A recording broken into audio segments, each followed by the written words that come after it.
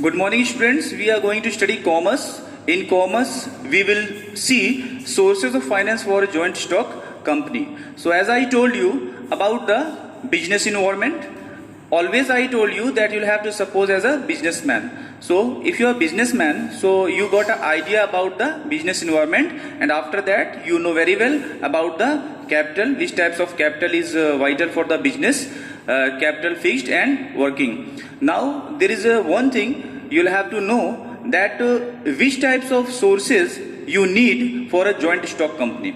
Because I told you sole trade, partnership and joint stock company, and I told you that how you'll manage your finance in these types of firms. Now you'll have to see that how you will accumulate finance or capital for a joint stock company.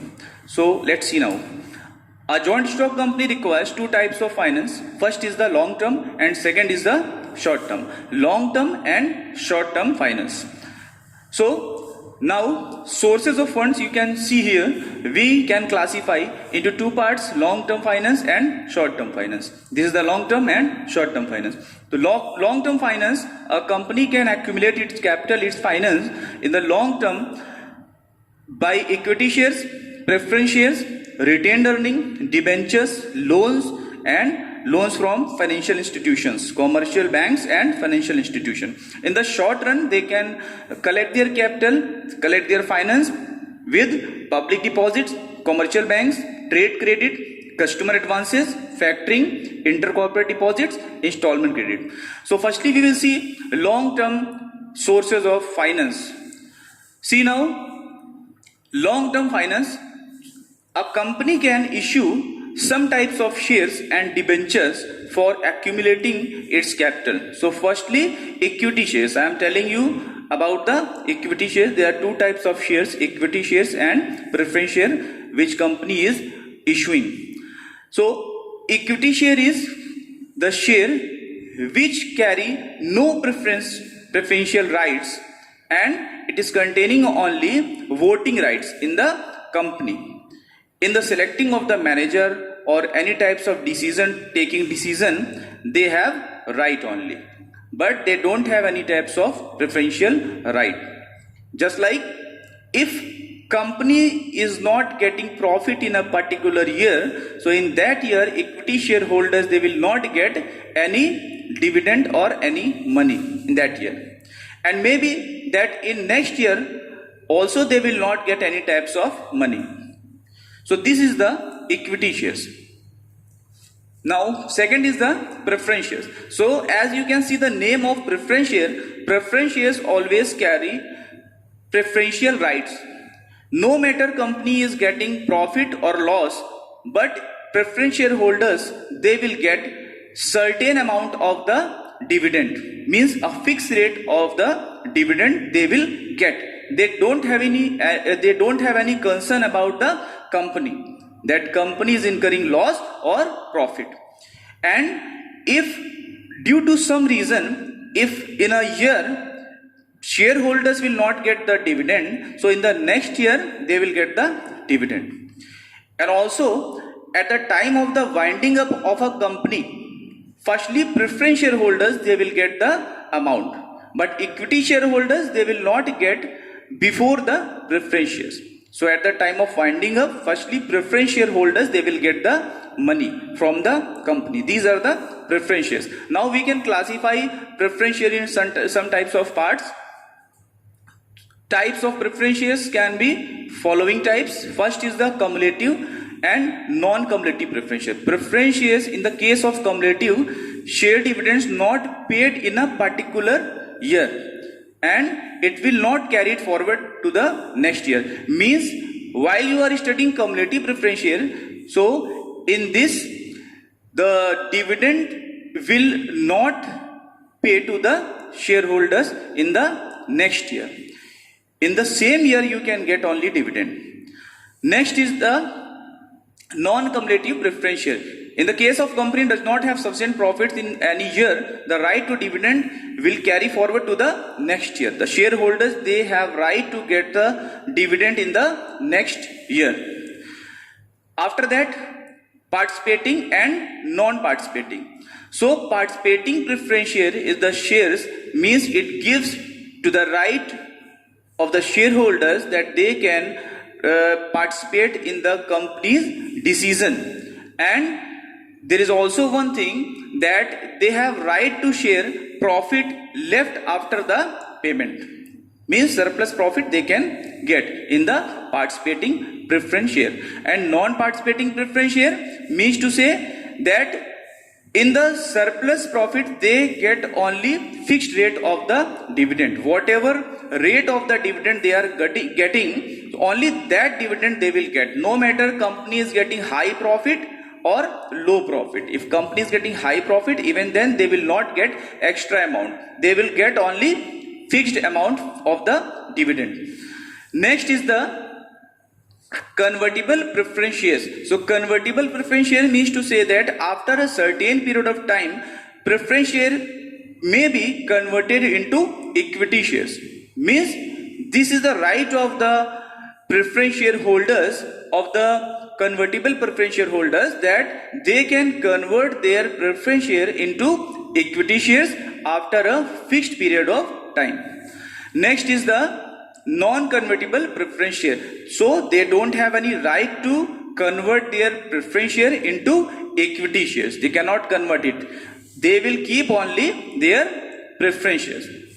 Next is the redeemable preference shares. Redeemable preference shares means to say that shareholders, they can get their money anytime in the company. Redeemable preference share they can get anytime, or they can get the dividend, or they can get money at the expiry period. Means after a specific period, certain time period they can get. It can also be mentioned in the article of association in the company, that what would be the period after that they can get their money back. So this is the redeemable preference shares. Now next is the non-redeemable preference shares. This is the share in which shareholders, they cannot get their money during the company's life. Means at the time of only winding up, they can get back their money, but not before the winding up. They cannot get their money before the winding up of the company. Next is the bonus shares. Sometimes what happens, company may have large undistributed profit. So company have some surplus profit in a particular year or in any time. So in this situation, company want to distribute this profit to the shareholders or to the members, but not in the cash. So in the place of the cash, company issue shares to the shareholders. So this is the bonus shares. Next is the right shares or right issue. A public company, means a joint stock company, can increase its capital. Anytime it can increase its capital, but how? It has to increase issue of shares.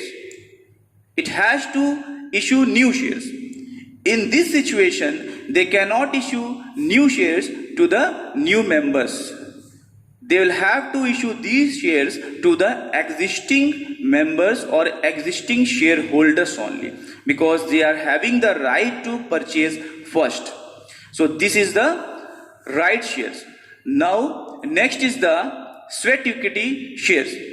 These are the shares in this issued by a company, and there is a one thing, that shareholders, first point, shareholder at a discount they can get shares. Second, they can get other than cash, means other than cash. And third is the know-how and making available property. In kind of property they can get benefit. So these are the sweat equity shares. Now next is the retained earning. Retained earning is a process in the business firm, in a company, means getting the profit year after year and reinvesting it in the company. Same amount reinvesting in the company. This is the retained earning. This is also the source for finance of a joint stock company in the long term, retained earning. Next is the debentures. Yes, so as company they are always issuing equity shares, preference shares. So there is also one thing, debenture. Debentures, they are also issuing debentures. Debenture is a certificate or document which is a proof that company lent money from the holders, debenture holders. So they can also issue debentures. Now next is the loans from commercial banks. So as you know that commercial banks are the banks which accept deposit from the public, and they also provide loan short term and long term. So a joint stock company can also borrow loan from the commercial banks as a long term and also short term. Next is the loans from financial institutions. So as a commercial bank, so the government of India, they set up some types of financial institutions also for providing long term loans to the companies. These are the financial institutions just like IDBI, ICICI and other some types of financial institutions. So they are providing long term loan to the companies. Now sources of short term finance. So we have completed long term sources for finance of a joint stock company. Now sources of finance for a short term. Now see, first is the public deposit. Sometime public deposit their money with the company, and company can get benefit as a finance. But this was the case while there were no availability of the financial institutions and commercial banks in the country. But now this is very rare. Second is the trade credit. So what is the trade credit? Sometimes what happen, one business firm give loan to the another business firm, and it can also in the kind of the credit purchase and sale of raw materials and other types of tools and goods and services. Next is the installment credit. So installment credit is the buying machinery, equipment and other types of tools in a credit basis. This is the installment credit, and some types of amount, some part of the amount of that machinery or tool they will have to pay at the time of the delivery, and after that they'll have to give in the installment. Rest of the amount they'll have to give in the installment. This is the installment credit. Then customer advances.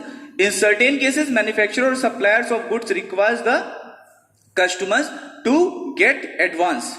Means as you know, during the lockdown period what happened, that many companies, many online companies, I am not telling you name of their these companies, online companies, they are delivering product only on the cash basis. Means firstly you'll have to make a payment, after that they will deliver this. So this is the customer advances. Firstly they will take advance and then they will provide you goods and services. So dear students, now you'll have to practice it at your home. Best of luck. Thank you.